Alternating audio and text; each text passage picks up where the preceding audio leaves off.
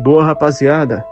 Bom dia, boa tarde, boa noite para todos que estão ouvindo aí. Espero que estejam todos bem, firmes e fortes. E eu vim cumprir com a minha palavra. Falei que ia trazer a segunda parte da história e eu tô aqui trazendo para vocês agora. E o nome dessa segunda história é A Voz que Permanece. Seguindo o padre Elias na sua luta contra aquela entidade, aquela criatura. E essa história, rapaziada, como vocês viram, uma história mais de suspense.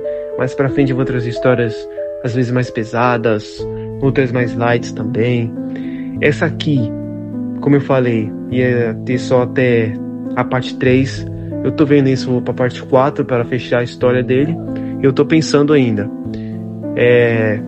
E se vocês quiserem parte 4, vocês escrevam nos comentários. Podem escrever, fica tranquilo que eu respondo. E é isso, rapaziada.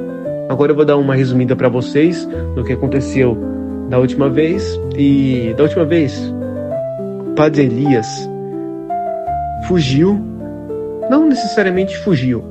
Ele se isolou em uma capela, em um vilarejo bem distante.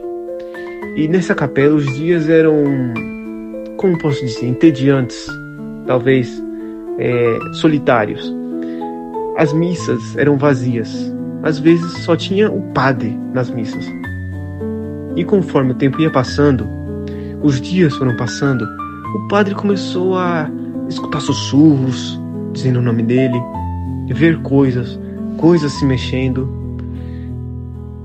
E as coisas foram piorando cada dia mais, até que ele começou a ver coisas, ver entidade. E nisso o padre acabou sendo confrontado por ela. E depois desse confronto, o padre simplesmente sumiu. Como vocês se lembram, os monges foram lá levar suprimentos depois de uns dias e ele não estava mais lá. Apenas a cruz no chão e na parede do confessionário estava escrito: ele desceu. Agora, o que aconteceu com o padre? Se matou? A entidade o pegou? Ou ela o matou? Vamos descobrir isso agora. Então, vamos nessa. Continuando a seguir o padre Elias, que ao contrário do que a maioria pensou, ele não fugiu da capela naquela madrugada.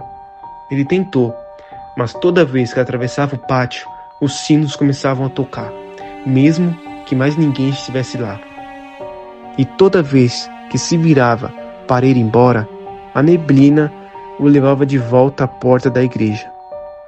No terceiro dia, sem dormir, ele já não sabia o que era sonho ou a vigília. E a cruz continuava vazia, a figura de Cristo sumida, mas havia algo respirando atrás do altar. Mas o medo o impedia de ver o que estava lá. Então, decidiu agir.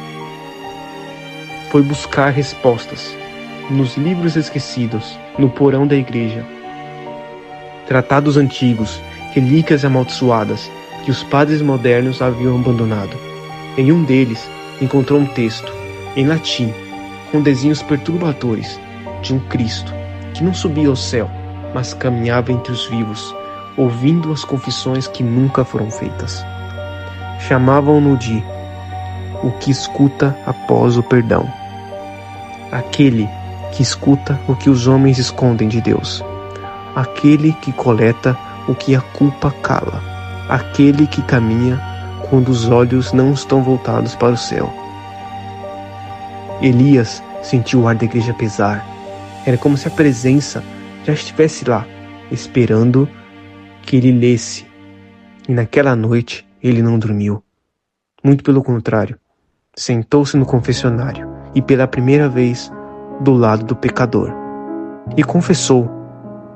Falou da garota, do carinho que foi além do permitido, do toque que nunca aconteceu, mas quase, do silêncio que ele escolheu guardar, da oração que ele nunca fez por ela, mesmo depois que ela se matou. E quando terminou, alguém bateu 3 vezes na parte de madeira, do lado do padre. Mas ele estava sozinho. E aí ele saiu, tomou coragem.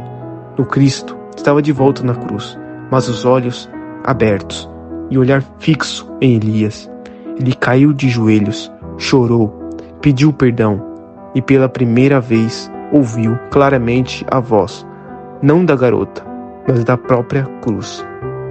Você não quer o perdão, padre. Você quer a absolvição, mas o sangue é só seu. E no dia seguinte, os monges encontraram Elias, dormindo em posição fetal, nu, coberto por páginas arrancadas da Bíblia. Ele não falava mais, não com palavras, apenas murmurava: aquele que escuta até o que não dizemos, ele escuta o que fingimos esquecer. E então o internaram.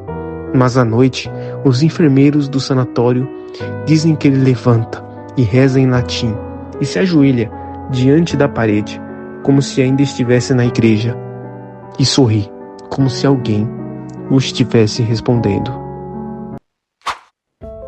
Então, rapaziada, essa foi a segunda parte da nossa história. Logo, logo trago a terceira e talvez a quarta. Se eu ver que não fechou direitinho, eu trago a quarta pra vocês. E é isso. Deixa o like, se inscreve, comenta sobre mais histórias, se vocês querem histórias mais light, mais pesadas. Qualquer coisa que apoie o canal. Tô começando agora, então feedbacks positivos vão ajudar. Suas opiniões, mesmo negativas, pode sentar o dedo aí. É isso aí, família. Tamo junto.